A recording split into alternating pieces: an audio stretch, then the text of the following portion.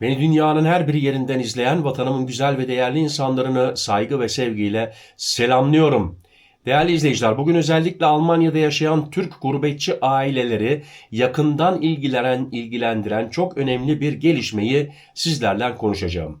Almanya hükümeti 2023'te aniden durdurduğu otomobil teşviklerini 2026 yılında yeniden başlatıyor. Hem de bu kez çok daha kapsamlı ve gelir odaklı bir modelle. Değerli izleyiciler, lütfen sonuna kadar izleyin. 1 Ocak 2026'dan itibaren geçerli olacak. Yani şimdi araç aldıysanız, bakın 2026'ya girdik, Ocak ayındayız. Sizler de faydalanabilirsiniz. Nasıl, nerede, nasıl olacak? Bütün bilgiler geliyor. Hatta kim ne kadar kazanıyor, kaç para, kaç euro destek bekleyebilir? Onları da size hesapladım. Bütün bilgiler geliyor. Hazırsanız hemen başlayalım. Biliyorsunuz Almanya 2023 sonunda elektrikli araç teşviklerini tamamen sonlandırmıştı. Bu karar sonrası elektrikli araç satışları ciddi şekilde tabii ki düştü. Hükümet özellikle orta ve düşük gelirli ailelerin elektrikli araçlara erişimde zorlandığını fark edince yeni bir paket üzerinde çalıştı. Ve sonunda karar verildi. 1 Ocak 2026 itibarıyla elektrikli araç desteği geri geliyor. Ama bu kez sistem eskiden daha adil, daha hedef odaklı ve daha çok aileyi kapsıyor. Yani daha avantajlısınız. Onun için lütfen izleyin, sonuna kadar izleyin. Bu yeni destek programı özellikle gelir seviyesi 80 bin euronun altında olan ailelere hedefliyor. Yani yıllık vergilendirilebilir geliri 80 bin euronun altında olan herkes başvurabilecek. Bu da Almanya'da yaşayan birçok Türk gurbetçi aileyi direkt olarak kapsıyor. Kapsıyor değil mi? Yani 80 bin eurodan fazla kazanan pek aileler yoktur. Herhalde vardır ama o kadar yoktur. Ayrıca çocuklu aileler için ekstra avantajlar bulunuyor. Eğer evinizde çocuk varsa alacağınız destek miktarı artabiliyor. Hele hele 2 çocuk varsa onun da hesaplamasına geldik değerli izleyiciler, ona da bakacağız. Destek miktarları kim ne kadar alacak? Yeni programla birlikte araç başına 1500 euro ile 6000 euro. Düşük gelirli aileler 4500 ile 6000 euro bekleyebilir. Orta gelirli gruplar 2000 ile 3500.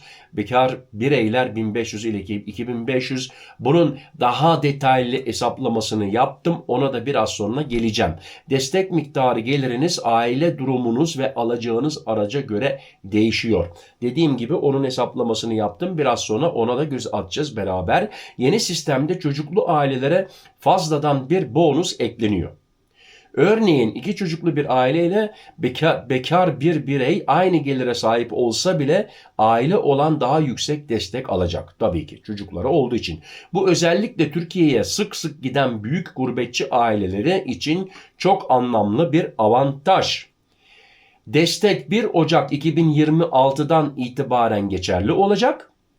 Ancak başvurular yapılacağı çevrim içi portal Mayıs 2026'da açılacak. Ama dediğim gibi şimdi de bir araç alırsanız sizler de faydalanacaksınız. Yani Ocak-Mayıs 2026 arasında araç alanlar da başvuru sistemi açıldığında teşvikten yararlanabilecek. Buna geriye dönük destek deniyor. Yani geriye dönerek 1 Ocak 2026'ya kadar. Bu da şu demek, 2026'nın ilk gününden itibaren araç alırsanız sizler de avantajlısınız. Hangi araçlar destek kapsamında? Tam elektrikli araçları, bazı düşük emisyonlu hibrit. Değerli izleyiciler, hibrit aldıysanız, bakın dikkat edin, sizler de destek alabilirsiniz. Hibrit konuşuyoruz. Range Extender modellerini kapsıyor fakat dizel ve benzinli araçlar destek dışında. Yani sırf dizel veya da sırf benzinli ise onlara destek yok. Ama dediğim gibi belki plug-in hibrit almışsınızdır. Hibrit almışsınızdır. Lütfen başvuru yapın. Size de birkaç kuruş gelebilir. Önceki program neden bitmişti peki? 2023'te programın aniden kaldırılması birçok kişiyi mağdur etmişti. Hatta birçok gurbetçi ailesi yıl sonu indirimlerinden yararlanmak isterken desteğin aniden iptal edilmesi nedeniyle planlarını değiştirmişti ve araç satın almamıştı. Bu nedenle hükümet yeni pakette daha şeffaf olmak istiyor ve net tarihler açıklıyor. Türk gurbetçiler için bazı önemli noktaları özellikle vurgulayalım. Özür dilerim. Aracı Almanya'da tabii ki kaydettirmeniz şart. 1. Türkiye'ye götürmek istiyorsanız gümrük ve süre kurallarına dikkat edin. Araç bir yıl boyunca Almanya'da kalmalı. Eski teşviklerde böyleydi. Yenisinde de olması bekleniyor ama belli olacak. Hane geliri eşlerinin toplam vergilendirilebilir geliridir. 2026 ve sonrası beklentiler. Almanya'nın bu teşviki geri getirmesi elektrikli araç pazarında yeniden büyük bir hareketlilik yaratacak. Elektrikli araçların daha uygun fiyatlara düşmesi ve rekabetin artması bekleniyor. Bu da hem çevre hem de aile bütçeleri için olumlu bir gelişme. Şimdi birkaç hesap yaptım değerli izleyiciler. Söylediğim gibi aşağıda sizlere birkaç pratik örnek vereyim dedim. Örnek 1. Yıllık gelirin 55 bin euro olan, yani 55 bin euroya kadar 2 tane de çocuğun var. Bir Türk ailesi yaklaşık 5 bin ile 6 bin euro destek bekleyebilir. Örnek 2.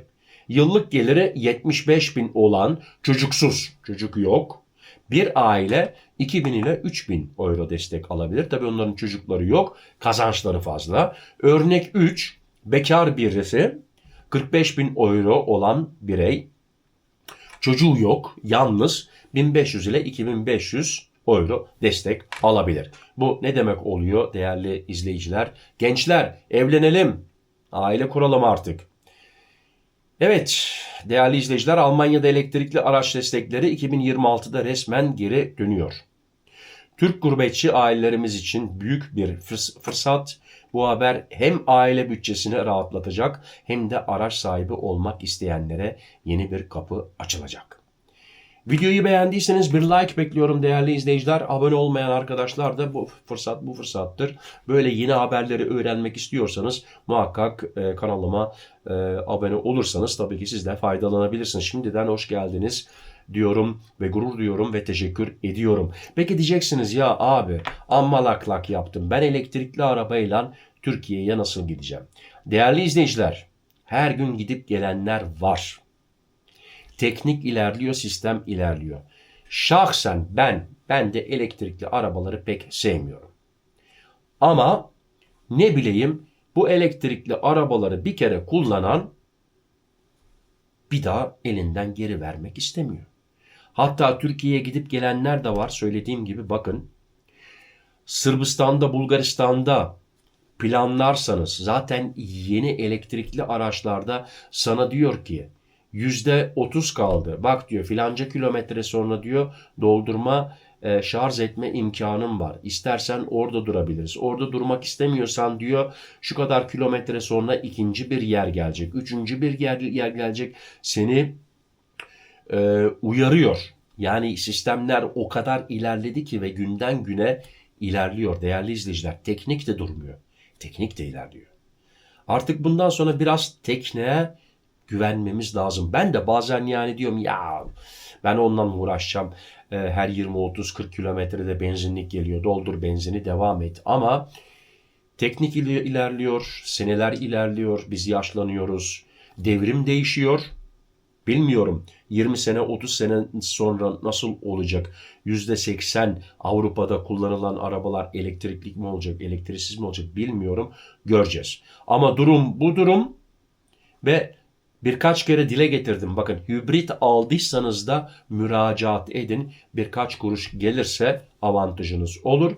O parayla izninizin, sıla yolunun birazını çıkarmış olursunuz. Teşekkür ederim beni izlediğiniz için. Kendinize dikkat edin, sıhhatinize dikkat edin. Sıhhatli kalın, benimle kalın, hoşça kalın. Murat.